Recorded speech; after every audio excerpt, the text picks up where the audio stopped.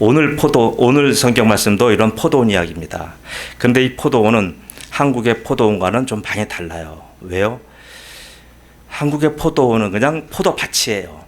근데 여기 성경의 포도밭은 포도주를 생산하는 시설을 갖췄어요.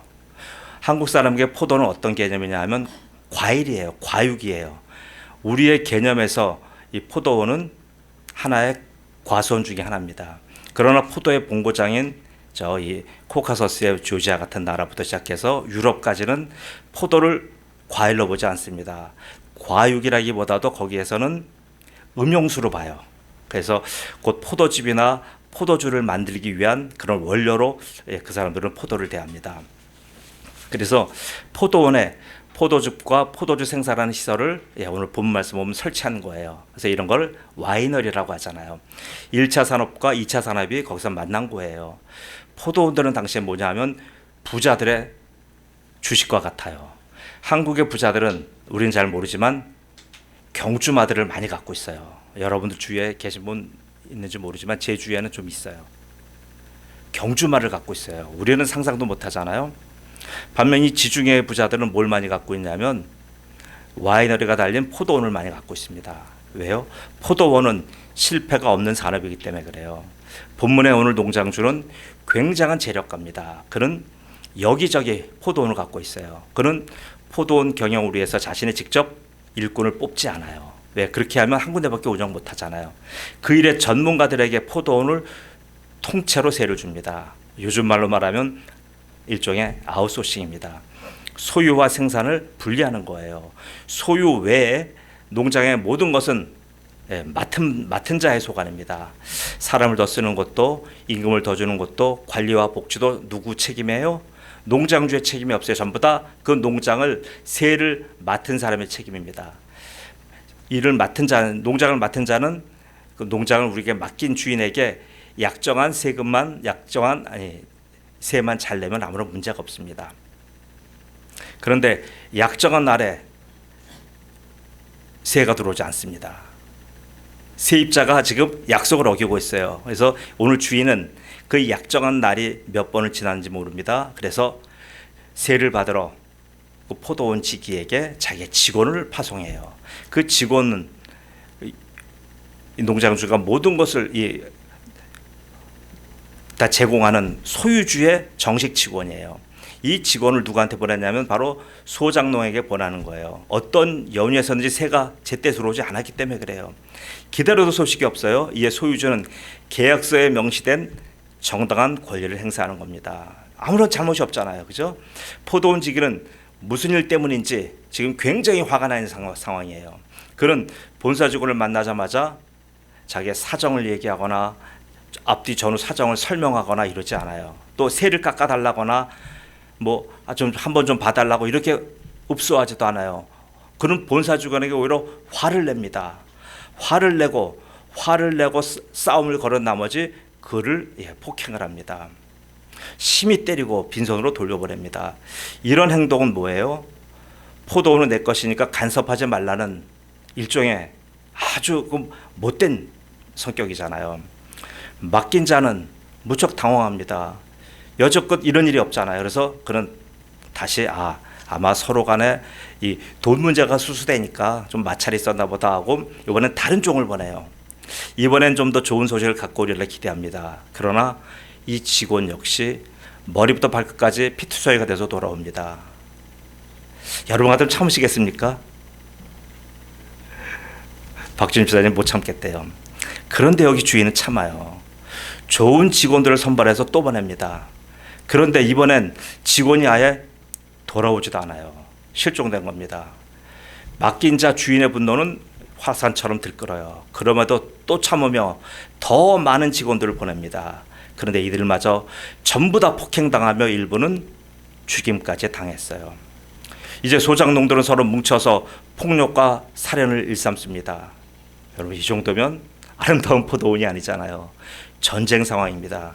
주인은 이런 폭력에 맞서 무력으로 대응하면 문제는 간단히 해결됩니다. 그러나 주인은 긴 고민 끝에 전쟁을 택하지 않습니다. 강경책을 쓰지 않아요. 큰 한숨과 함께 마지막 한수를 둡니다. 그건 바로 당신의 유일한 농장의 상속자인 외아들에게 그를 보내는 거예요. 아무런 무장도 갖추지 않고 아들을 보냅니다. 이 아들을 어디요? 아주 평화의 땅으로 보낸 것이 아니라 전쟁터 보낸 겁니다. 아주 마지막 시도인 거예요. 이 시도마저 안 먹힌다고 한다면 그 다음은 뭐예요? 가혹한 전쟁이 예견되고 있잖아요. 주인은 저들의 마지막 선의를 기대합니다. 그 농장을 맡아서 관리하는 분들의 그분이 이제는 주인의 아들이니까 아들은 그래도 선대하고 그래도 아들은 제대로 대우하겠다라고 하는 생각을 하면서 아들을 보냅니다. 아들이 도착합니다. 그 아들을 본 포도원의 많은 소작농들은 저가 혼자 온 것을 보고 너무나 기뻐하는 거예요. 그 말씀이 오늘 본문의 7절 8절이에요. 그 농부들이 서로 말하되 이는 상속자니 자 죽이자. 그러면 그 유산이 우리 것이 되리라 하고 이에 잡아 죽여 포도원 밖에 내던졌느니라. 놀랍지 않습니까? 얼마나 담대한 자들입니까? 저 아름답고 풍성한 포도원은 기쁨의 상징이에요. 포도주는 기쁨과 잔치의 상징이에요. 이 아름다운 포도원을 묘지로 만들었잖아요. 얼마나 못된 자들입니까? 이제 포도원 주인의 남은 단 한 수는 저들에 대한 처절한 응징밖에 없어요. 9절입니다. 포도원 주인이 어떻게 하겠느냐 와서 그 농부들을 진멸하고 포도원을 다른 사람들에게 주리라. 네, 저 아름다운 포도원이 오늘 처절한 사륙의 현장이 된 겁니다. 오늘 이상 제가 지금 설명드린 것이 오늘 본문의 대체적인 줄거리입니다. 저는 이 말씀을 통하여 여러분의 남은 인생이 어떻게 살아가야 할 것인가라고 하는 하나님의 말씀을 같이 나누고자 합니다. 자, 오늘 이 본문 말씀을 통하여 우리에게 주시는 하나님의 메시지를 제가 이제 몇 가지로 정리했습니다. 첫째는 저 포도원은 최고의 우리들의 인생을 의미합니다. 최상의 우리들의 인생을 의미하는 일종의 은유예요. 메타포입니다. 저 포도원은 단순한 포도밭이 아니에요. 아주 극상품 포도나무로 가득 채워진 곳이에요. 왜요? 포도즙을 빼기 위해서는 시시한 포도나무를 심으면 안 됩니다. 거기 와이너리까지 설치되어 있는 아주 최상급의 포도원이에요. 내 밭에서 생산한 포도를 내 와이너리에서 양조하는 아주 특별한 곳이에요. 이런 포도주는 굉장히 가격이 비싸요. 이런 포도주는 불어로 뭐라고 붙이냐면 예전에 포도주 좋아하시는 분들 기억나실지 몰라요. 도맹이라고 하는 불어가 붙여져 있어요. 도맹이라고 하는 라면이 붙어 있으면 그건 뭐냐면 내 밭에서 생산된 포도를 그 밭의 주인이 그것을 가지고 바로 포도주를 만들었다고 하는 의미가 도맹이에요. 그래서 이것은 뭐예요? 획일적인 공장 제품이 아니라 특별한 장인이 피땀으로 자기가 만들어낸 최고의 수제품, 최고의 생산품이라고 하는 의미가 바로 도맹이에요. 바로 지금 이 농장이 도맹입니다. 우리 인생이 바로 그런 거예요. 도맹이에요. 여러분 인생 시시한 인생 아닙니다. 바로 우리의 인생은 하나님이 최고의 인생이라고 하는 도맹이라고 하는 라벨을 딱 붙인 인생이에요. 인정하십니까? 예, 아멘.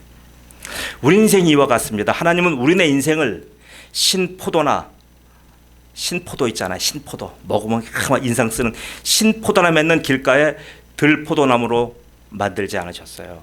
들포도나무는 들짐승들이 목을 축이는 아주 저급한 포도입니다. 하나님이 우리 인생을 얼마나 복되게 여기시는지 이사야 5장 2장 말씀을 제가 읽어드릴게요. 땅을 파서 돌을 제하고 극상품 포도나무를 심었도다. 그 중에 망대를 세웠고 또 그 안에 술틀을 팠도다. 좋은 포도 맺기를 바랐더니 들포도를 맺었도다.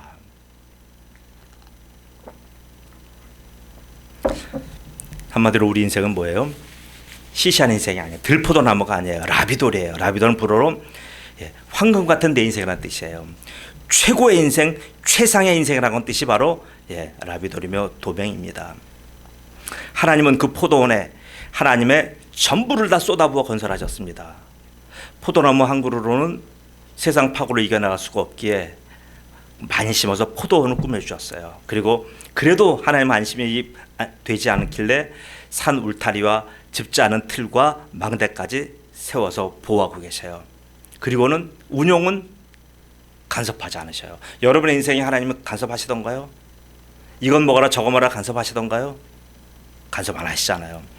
그 모든 운영을 포도원 지기에게 하나님 맡기십니다. 자, 두 번째, 포도원에는 누가 필요합니까? 반드시 포도원은 농부가 필요합니다. 농부 없는 포도원은 존재할 수가 없어요. 그래서 좋은 포도원이라고 하는 것은 좋은 농부가 만들어 나가는 거예요. 농부는 농원을 관리하는 최고로 훈련된 사람이에요. 저 사람이 아니고서는 이 농원을 맡길 수가 없는 거예요. 그래서 주인은 많은 사람 중에서 특별히 선별해서 그 농장을 그 농부에게 맡기는 겁니다. 그래서 한마디로 말한다면 농부는 곧 포도원이에요. 농부와 포도원은 한 몸입니다. 포도원이 몸이라고 한다면 농부는 영혼에 해당되는 거예요. 농부 없는 포도원은 없어요. 그렇게 세워진 농부가 바로 이 자리에 계신 여러분들이에요. 여러분은 여러분의 인생을 경영하도록, 여러분의 포도원을 경영하도록 파송된 농부예요. 여러분은 주인의 포도원 수준에 맞기 때문에 하나님이 여러분에게 인생이라고 하는 포도원을 맡기신 거예요. 여러분 이것을 잊지 마시기 바랍니다. 민수기 1장 16절에 보면 그들은 회중에서 많은 무리들에서 부름을 받은 자요 그 조상 지파의 지휘관으로서 이스라엘 종족들의 우두머리라. 우두머리에 여러분은 바로 이런 농부, 이런 사람, 이런 관리자입니다. 자, 세 번째입니다. 포도원은 아까 인생이라고 했는데 더 이제 들어갑니다. 인생 중에서 뭡니까? 포도원이라고 하는 것은 여러분 인생의 겉모습이 아니에요. 여러분 인생의 내면을 의미하는 거예요. 우리의 경작지는 논도 아니고 밭도 아니에요. 눈에 보이는 그런 것이 아니에요. 우리의 경작지는 나 자신입니다. 나의 내면이고요. 나의 인격입니다. 나를 구성하는 나의 중심이 곧 성경에서 말하는 포도원이에요. 하나님이 내게 맡겨주신 포도원은 바로 나의 내면과 나의 중심입니다.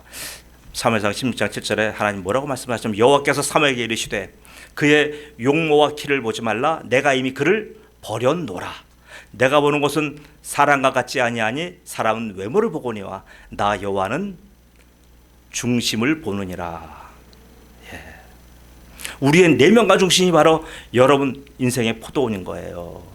이것을 가꾸라고 하시는 겁니다.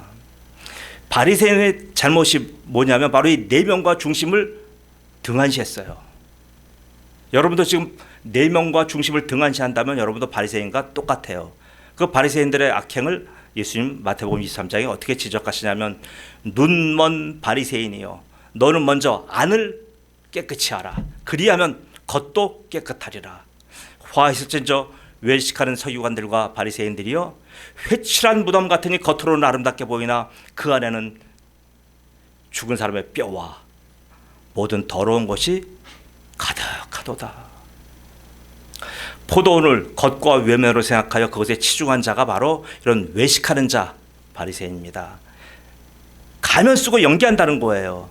그래서 포도원 농부라고 자기가 얘기하는 거예요. 이건 뭐라고 얘기합니까? 성경에 사칭한다 그래요. 농부가 아닌데도 농부로 자기가 위장하는 거예요. 이걸 사칭하는 거예요. 자, 네 번째는 우리가 이 포도원 이야기로 우리의 인생을 한번 현실적인 인생을 들여다보겠습니다. 하나님 여러분 각자 인생에게 베풀어 주신 은혜가 지금 말씀드린 이와 같은 거예요. 그런데도 불구하고 우리는 자신을 한번 보겠습니다. 내 인생을 우리는 본능적으로 잘 긍정하지 않아요. 자기를 사랑하지 않는단 말이에요. 그리고 누구랑 항상 비교해요? 이 동시대에 살아가는 다른 잘난 사람들과 자꾸 비교합니다. 그리고는 그들에 비해서 형편없는 내 처지를 비관하며 자신을 미워해요. 그리고 이렇게 열악한 환경 속에서 나를 방치한 부모를 미워하기까지 합니다. 제가 저희 부모님을 용서하기까지, 저의 이복 형님을 용서하기까지가 제가 많은 세월이 걸렸어요. 제가 이랬어요. 제 얘기입니다. 자신을 싫어합니다. 자신을 미워해요. 그리고 자학합니다. 점점 열등감의 병이 깊어집니다. 열등감은 우리가 싫잖아요. 그런데 열등감이라는 건 묘해요. 열등감 속에 우리가 계속 오래 있다 보면은요, 나의 옷처럼 내 집처럼 편안해집니다. 열등감이 놀라운 힘이 있어요. 이 열등감의 세계 안에서 가만히 있다 보면 내가 무슨 처량한 짓을 한다 할지라도 위안이 돼요. 내가 막 사는 사람 같이 그렇게 말하고 행동해도 별로 흠이 안 돼요. 쉽게 말하면 동물처럼 산다고 할지라도 사람들의 눈총받지 않아요. 열등감의 짐은 열등감으로 만든 집이 있어요. 그 집은 자포자기라고 하는 자재로 건설되었습니다. 꿈이 있는 자는 그 안에서 견디지 못해요. 이 집의 주인, 이 열등감의 집의 주인은 바로 절망이에요. 이 앞에 문패에 보면 뭐라고 써 있냐면 갖은 중독들이 이 집 문패를 장식합니다. 중독은 중독을 부르고 중독자는 중독자를 불러요. 그래서 자기들끼리 싸우고 미워하고 때로는 더불어 살아요. 이 집이 제일 미워하는 사람은 누구냐 하면 바로 소망이라고 하는 사람을 미워합니다. 꿈과 비전을 가진 사람을 미워합니다. 그래서 철로역정의 존 버녀는 이런 집을 가서 가리켜 뭐라고 얘기하냐 하면 장망성이라고 불렀어요. 장망성, 장차 망할 도성이라고 불렀습니다. 열등감의 집에 오래 사는 사람 망해요. 사람들은 자기를 너무나 빨리 포기했어요. 그 예가 자기를 정서적으로 학대하는 거예요. 그러다 보니까 자기가 자기 스스로 학대한 것이 스스로 외면으로 막 튀어나와요. 자기도 모르는 사이에 튀어나오고요. 자기의 본성이 막 드러나는 거예요. 때로는 폭발할 때도 있어요. 근데 그 사람들은 그럴 때 뭘 빙자합니까? 술을 빙자하고요. 환경을 핑계대고요. 자신의 일탈을 누구누구 때문이라고 항상 상대화시켜요. 내 잘못이다라고 얘기하는 분 별로 없어요. 내가 이건 내 잘못입니다라고 얘기하는 분은요, 내면이 치유받은 거예요. 자신은 책임이 없다고 그래요. 저들이 내 것을 착취하고 뺏어서 내가 오늘날 이렇게 요망 욕구를 댔다라고 그렇게 쉼없이 투덜대요. 내가 내 포도원 관리 못한 거잖아요. 근데 그 못한 것을 바로 이웃과 사회, 부모, 그리고 형제, 심지어는 체제와 국가에까지 이걸 연결시켜요. 그래서 그런 사람끼리 모여서 불평을 밥으로 먹고요, 원망을 반찬처럼 먹어요. 그렇게 살다가 이 사람 저 사람 한 명 두 명 이 땅에서 떠나갑니다. 그 최고의 포도원을 황폐화시켜 놓고서는 아무런 책임도 지지 않고 이 땅을 훌쩍훌쩍 다 떠나가요. 죽는다는 겁니다. 여러분, 그럼 그렇게 되면 해결됩니까? 검찰에서는 범죄자가 죽으면 공소시효 만료로 모든 것을 거기서 끝냅니다. 근데 하나님은 안 그러셔요. 그렇게 포도원을 망쳐놓고 훌쩍 도망간 사람들 모든 책임에서 해방될 줄 아십니까? 아닙니다. 하나님은 포도원을 회파시킨 여우 같은 자들을 반드시 징계하십니다. 히브리서 9장 27절이에요. 한 번 죽는 것은 사람에게 정하신 것이요 그 후에는 심판이 있으리라. 하나님의 심판대 앞에서 우리는 누굴 만납니까? 그 포도원 주인을 만나게 됩니다. 거기서 우리는 포도원 주인이 묻는 말에 대답하셔야 됩니다. 포도원 주인이 종을 내가 4번이나 보냈는데 너는 어떻게 했느니? 거기에 대한 우리 해명해야 됩니다. 또 주인의 종을 죽인 사건에 대해서도 우리가 우리 입으로 다 털어놔야 됩니다. 그리고 주인의 아들이 왔을 때 그를 죽인 사람들과 함께 우리가 섞여 있었던 것에 대해서 우리의 입으로 이실직고 해야 됩니다. 그 말씀을 로마서 14장 10절에서 12절에 말씀하고 계세요.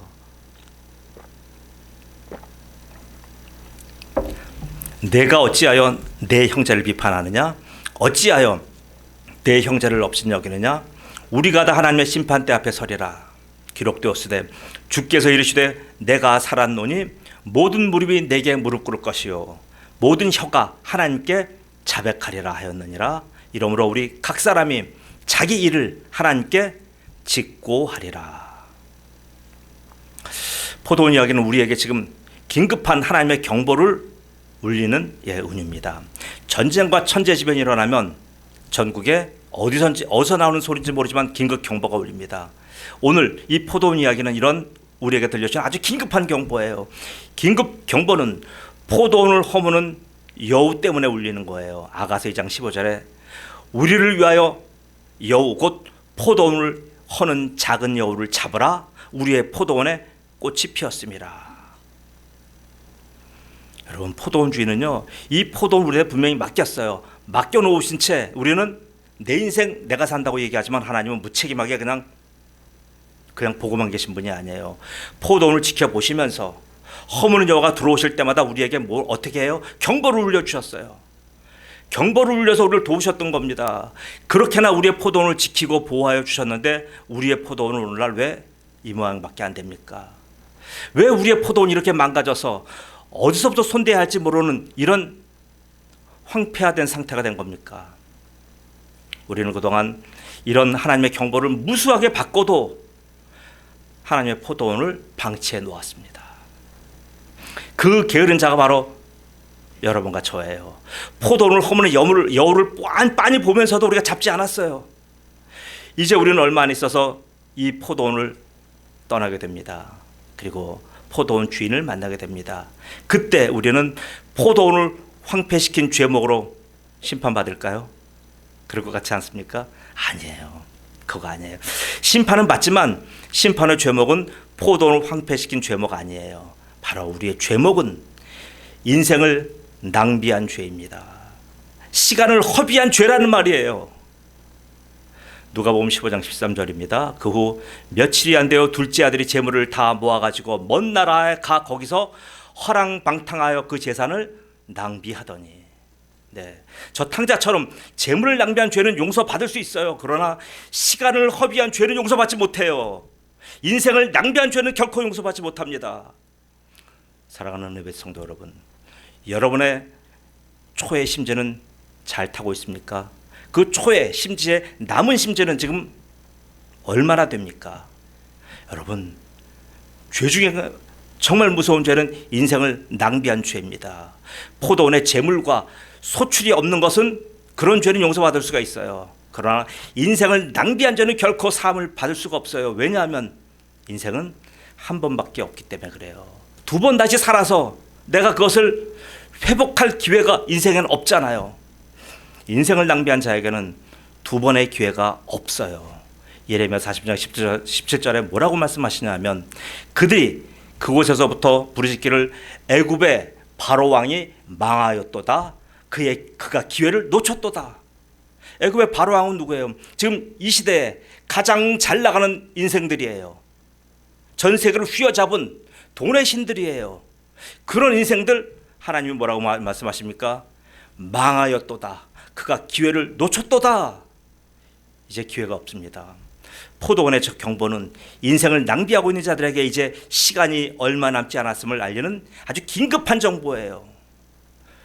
최후 통촉과도 같습니다. 우리는 곧 이 정든 땅을 떠납니다. 누구도 이외는 없어요. 여러분 아시잖아요. 인생 한없이 지속되지 않습니다. 경점과 같은 삶이라고 성경은 말합니다. 아침 안개 같은 삶이라고 얘기합니다. 그러므로 모든 인생에게 있어서 최고의 소중한 일은 그 인생 안에서 나의 영원한 생명을 보장받는 일이에요. 우리의 포도원 주인은 오늘 우리에게 뭐라고 말씀하십니까? 사람이 만일 온 천하를 얻고도 제 목숨을 잃으면 무엇이 유익하리요? 사람이 무엇을 주고 제 목숨과 바꾸겠느냐? 인자가 아버지의 영광으로 그 천사들과 함께 오리니 그때에 각 사람 행한 대로 갚으리라. 마태복음 16장 27절 말씀이에요. 여러분의 인생에서 아주 별 볼 일 없는 시간 조금을 하나님께 우리는 드릴 뿐이에요. 저도 똑같아요. 그런데 하나님은 우리가 그 시간 조금 내놓은 것, 별 볼 일 없는 망가진 시간 그것 조금 내놓는 것을 하나님은 어떻게 보시냐면요, 그것을 예물로 보셔요. 아주 영광스럽게 생각하셔요. 그래서 하나님은 얼마나 우리가 죽은 시간을 내놓는 것조차 기뻐하시는지 그것을 받으시면 하나님은 바로 하나님의 가장 귀한 것으로 우리에게 다시 돌려주셔요. 바로 그것이 무엇입니까? 그것이 바로 여러분의 인생의 구원입니다. 다른 누구를 위한 것이 아닌 여러분 자신을 위한 것이 바로 그 구원입니다. 그러므로 사랑하는 성도 여러분, 앞으로 여러분 남은 초의 심지가 얼마인지 몰라도 앞으로 인생 낭비하지 마십시오. 그리고 하나님이 그럼 영생만 주셨습니까? 아니에요. 우리는 자꾸만 착각해요. 영생만 주셨기 때문에 인생 소홀히 사는 거예요. 영생은 죽어서 얻는 거라고 생각하니까 우리가 소홀해요. 아니요, 하나님 그것만 주신 게 아니에요.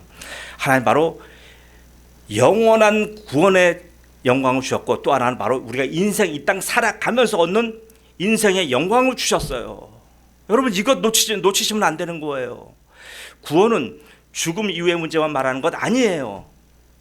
구원은 남은 이 땅에 남은 삶을 보장받는 겁니다. 세상에서 버림받은 인생이 주님으로 인하여 놀라운 인생의 주인공으로 바뀌어버리는 거예요. 그 말씀이 오늘 본문 11절에 뭐라고 나오냐면 너희가 성경의 건축자들의 버린 돌이 모퉁이의 머릿돌이 되었나니 이것은 주로 말미암아 된 것이요 우리의 놀랍도 남을 읽어보지도 못하였느냐 하시니라. 보세요. 우리 인생이 어떻게 바뀌냐면 우리 인생은 보세요. 버린 돌이에요. 버림받은 돌이에요. 누구도 우리를 불러가서 집 짓는데 제목으로 돌로 쓰지 않아요. 버린 돌이에요. 이미 완전히 망가진 돌이에요. 근데 그런 돌을 주님이 만지셔서 주님의 손에 들어가면 뭐가 됩니까? 한 건물을 짓는 모퉁이 돌이 되는 거예요. 우리의 남은 인생의 가치가 이런 거예요. 사랑하는 귀한 하나님의 권속 여러분, 저는 이 자리에서 지금 여러분의 위대한 결단이 일어나길 촉구합니다. 나의 더러운 때, 나의 묵은 인생 스토리를 다 하나님께 가져가시고요. 하나님께서 우리에게 베풀어준 십자가의 구원과 남은 삶의 영광을 내어주시는 그 위대한 교환을 경험하시기를 예수 그리스도의 이름으로 축복합니다. 아멘. 기도합니다.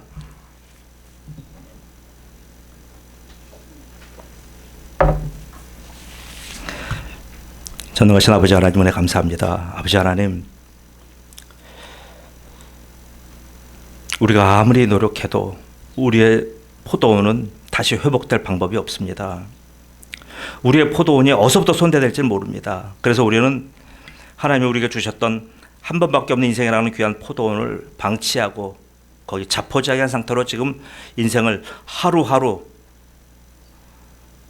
도수장에 끌려가는 양처럼 그렇게 우리가 수동적으로 끌려가고 있는 인생인 것을 우리가 성경에서 오늘 발견하였습니다. 아버지 하나님, 이런 인생들에게 하나님께서 오늘 말씀하시는 것은 바로 이제 우리에게 어떤 족쇄와 우리에게 어떤 더 큰 착고를 허락하시는 것이 아니라 우리에게 바로 하나님은 구원이라고 하는 영원한 생명과 이 남은 인생에 대한 바로 영광된 인생에 대한 보장을 주시기 위하여 우리를 오늘도 기다리고 계시는데, 아버지 하나님, 우리는 왜 이렇게 결단하지 못하며 왜 이렇게 주님 앞에 나가지 못하며 왜 이렇게 주님 앞에 마음문을 열지 못했는지 아버지 하나님, 이 시간에 저희 자신을 돌아봅니다. 하나님의 영이신 성령이며 이 시간에 오셔서 각 사람 마음마다 하나님 안수하여 주시며 그 마음속에 묵은 상처와 아픔과 인생의 여러 가지 아버지 하나님 추한 인생 스토리를 전부 다 아버지 하나님 예수님의 보혈로 감싸주시고 덮어주옵소서. 그래서 죄는 생각나지 않게 도와주시며 이제 하나님의 영광과 하나님께서 남은 인생에 대한 놀라운 축복만을 바라보며 달려나가는 위대한 주님의 백성으로 축복하여 주옵소서. 감사하며 예수님의 이름으로 기도드리옵나이다. 아멘.